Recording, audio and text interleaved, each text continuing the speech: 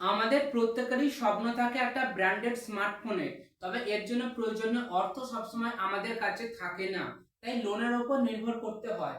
তবে আপনি যদি ইএমআই এর মাধ্যমে কোনো স্মার্টফোন নেন, তাহলে এই ভিডিওটি আপনার জন্য অত্যন্ত গুরুত্বপূর্ণ।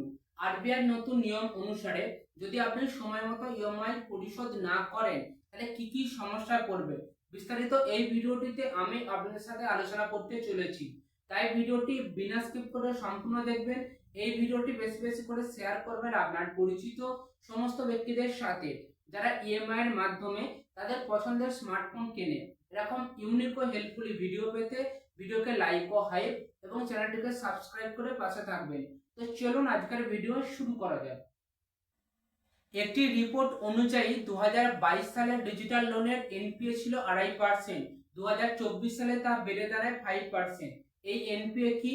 এটি হলো নন পারফর্মিং অ্যাসেট।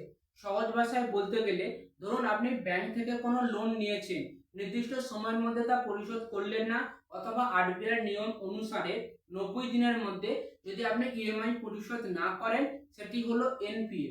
একটি রিপোর্ট অনুযায়ী 5,000 টাকা থেকে 50,000 টাকার মধ্যে ইএমআই নেওয়া স্মার্টফোনের ইএমআই খেলাপির হার সব থেকে বেশি।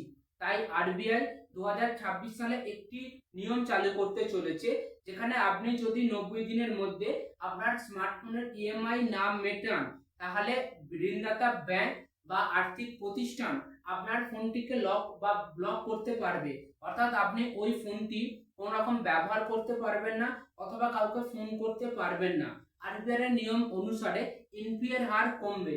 তাই ইএমআই এর মাধ্যমে কোনো স্মার্টফোন নেওয়ার আগে অবশ্যই ভেবে দেখুন যে আপনি প্রতি মাসে বা নির্দিষ্ট সময়ের মধ্যে আপনার ইএমআই পরিশোধ করতে পারবেন কিনা। আরবিআই নতুন নিয়ম সম্পর্কে আপনার মতামত অবশ্যই ভিডিওর কমেন্টে জানাবেন। তো চলুন দেখা হচ্ছে পরবর্তী কোনো ইউনিক ও হেল্পফুল ভিডিওতে।